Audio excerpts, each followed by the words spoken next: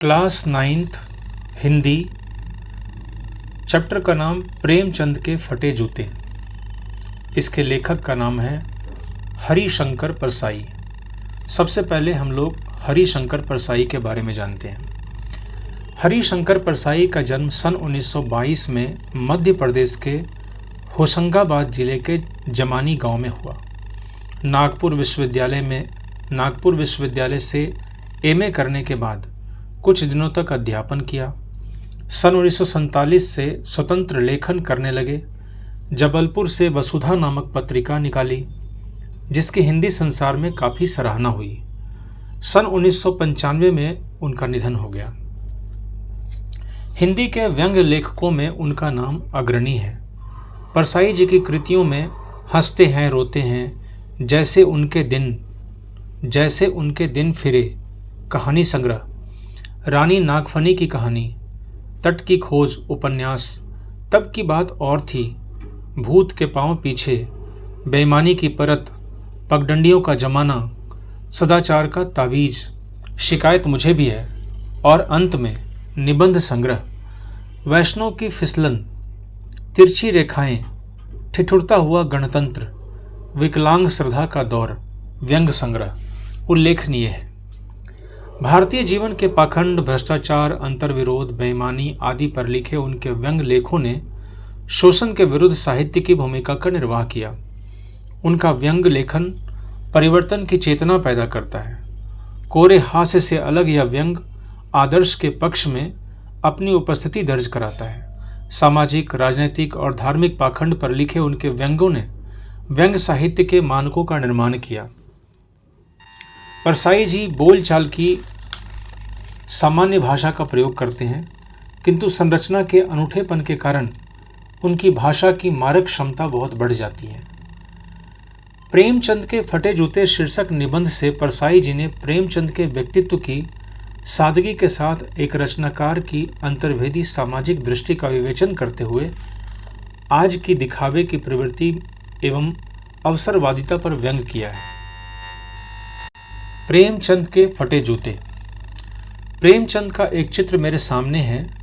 पत्नी के साथ फोटो खिंचा रहे हैं। सिर पर किसी मोटे कपड़े की टोपी, कुर्ता और धोती पहने हैं। कनपट्टी चिपकी है, गालों की हड्डियां उभर आई है, पर घनी मूछें चेहरे को भरा भरा बतलाती है।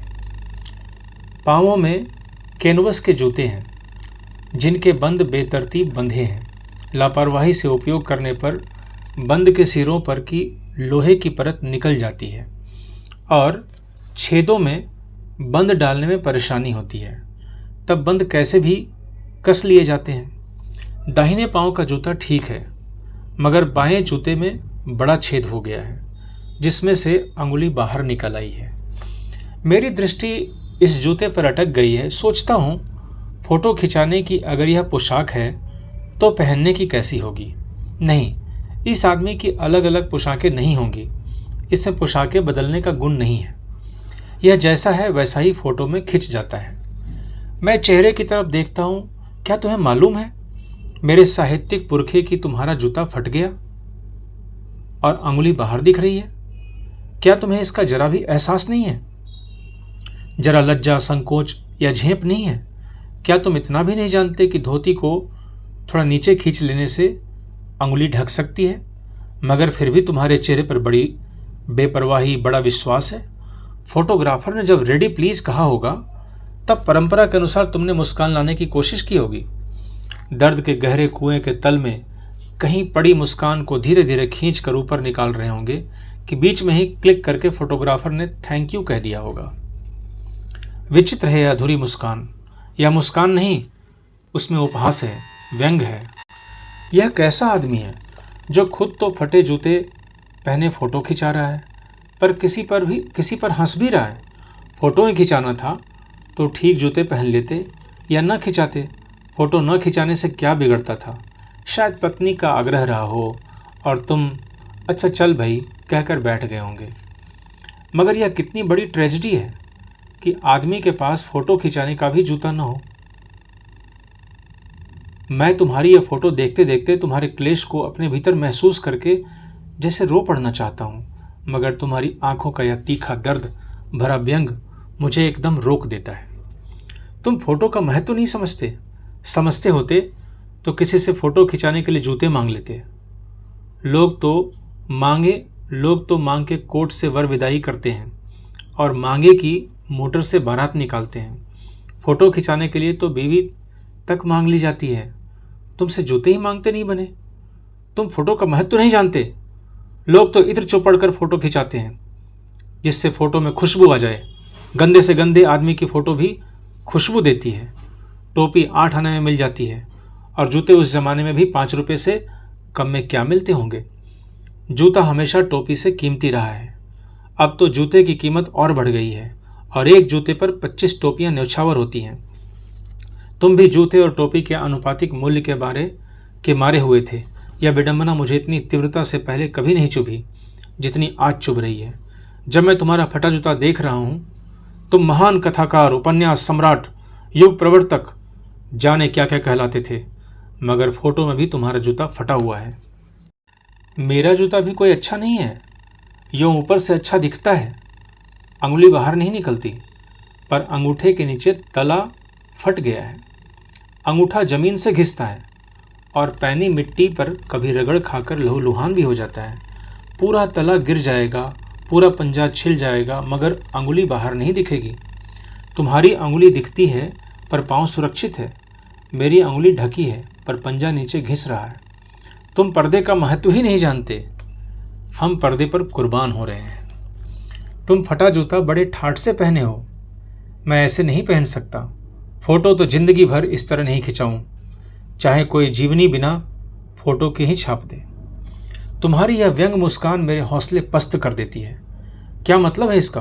कौन सी मुस्कान है यह? क्या होरी का गोदान हो गया? क्या पूस की रात में नील गाय हल्कू की खेत चर गई? क्या सुजान भगत का लड़का मर गया क्योंकि डॉक्टर क्लब छोड़कर नहीं आ सकते? नहीं, मुझे लगता है माधो औरत के कफन के चंदे की शराब पी गया। वही मुस्कान मालूम होती है। मैं तुम्हारा जूता फिर देखता हूँ, कैसे फट गया यह। मेरी जनता के लेखक क्या बहुत चक्कर काटते रहे? क्या बनिए के तगादे से बचने के लिए मील 2 मील का चक्कर लगाकर घर लौटते रहे? चक्कर लगाने से जूता फटता नहीं है, घिस जाता है।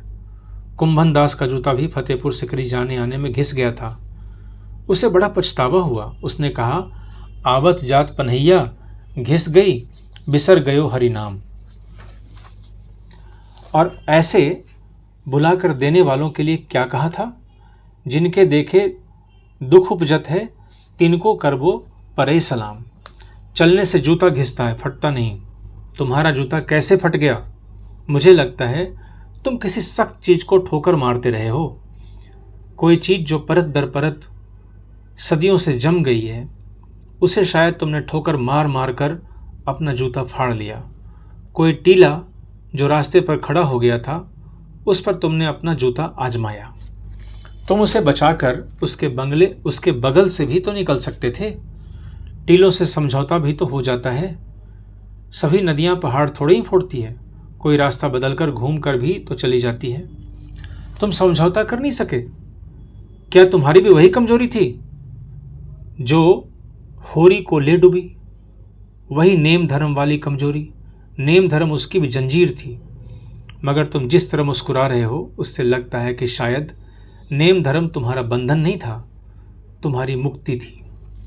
तुम्हारी यह पांव की अंगुली मुझे संकेत करती सी लगती है। जिसे तुम घृणित समझते हो, उसकी तरफ हाथ की नहीं, पांव की उंगली से इशारा करते हो। तुम क्या उसकी तरफ इशारा कर रहे हो जिसे ठोकर मारते मारते तुमने जूता फाड़ लिया? मैं समझता हूं, तुम्हारी अंगुली का इशारा भी समझता हूं और यह व्यंग मुस्कान भी समझता हूं। तुम मुझ पर या हम सभी पर हंस रहे हो, उन पर जो अंगुली छिपाए और तलुआ घिसाए चल रहे हैं, उन पर जो टीले को बरकरार बाजू से निकल रहे हैं। तुम कह रहे हो, मैंने तो ठोकर मार मार कर जूता फाड़ लिया, अंगुली बाहर निकाल आई, पर पांव बच रहा है और मैं चलता रहा। मगर तुम अंगुली को ढांकने की चिंता में तलुए का नाश कर रहे हो। तुम चलोगे कैसे? मैं समझता हूं। मैं तुम्हारे फटे जूते की बात समझता हूं। अंगुली का इशारा समझता हूँ, तुम्हारी व्यंग मुस्कान समझता हूँ।